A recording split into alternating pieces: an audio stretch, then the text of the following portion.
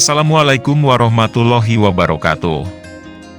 Pemirsa, batik merupakan karya seni rupa yang dibuat di atas kain menggunakan teknik rintang warna dengan bahan perintang yang digunakan berupa malam atau lilin, kemudian diberi pewarna.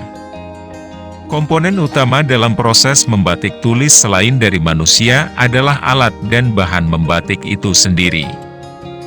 Pemirsa, berikut ini adalah peralatan yang digunakan pada saat proses membatik tulis. Yang pertama adalah canting. Canting berbentuk seperti pena, digunakan sebagai alat untuk menggambar atau menorehkan malam pada kain. Canting yang umum digunakan dalam membatik, yaitu canting cecek, canting kelowong, dan canting tembokan. Yang kedua, kompor. Kompor digunakan sebagai alat untuk memanaskan malam atau lilin yang ada di wajan. Kompor yang digunakan dalam membatik adalah kompor berukuran menyesuaikan besarnya wajan atau sesuai kebutuhan kain. Yang ketiga, wajan.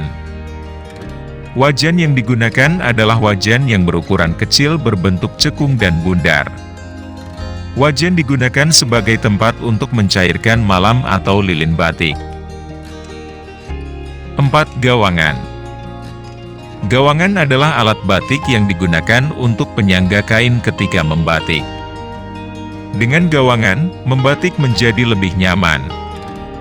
Gawangan terbuat dari bahan bambu ataupun kayu dan bisa dipindah-pindah sesuai dengan kebutuhan pembatik. 5. Meja kaca. Dalam proses membatik, meja kaca digunakan sebagai alas untuk menggambar pola motif pada kain batik. Selain itu juga dapat digunakan untuk meluruskan atau meratakan permukaan kain yang kusut sebelum proses membatik. 6. Pensil. Pensil adalah alat tulis yang biasa digunakan untuk membuat gambar atau motif pada saat membuat pola di atas kain mori. 7. Dingklik. Dingklik atau kursi kecil adalah tempat duduk para pengrajin saat membatik.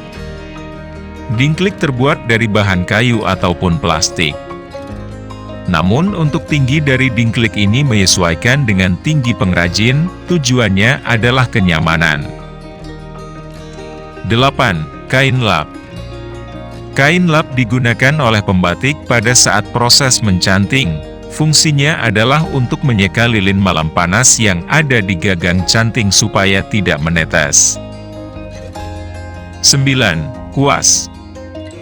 Kuas bisa digunakan oleh pembatik untuk mewarnai dengan teknik colet. Besar kecilnya ukuran kuas tergantung dari keperluan atau selera masing-masing pembatik. 10.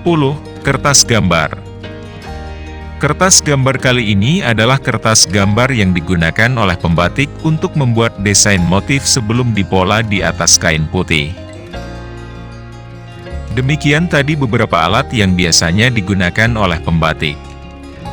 Mungkin masih ada alat lain yang belum saya sebutkan di sini, bisa ditulis pada kolom komentar.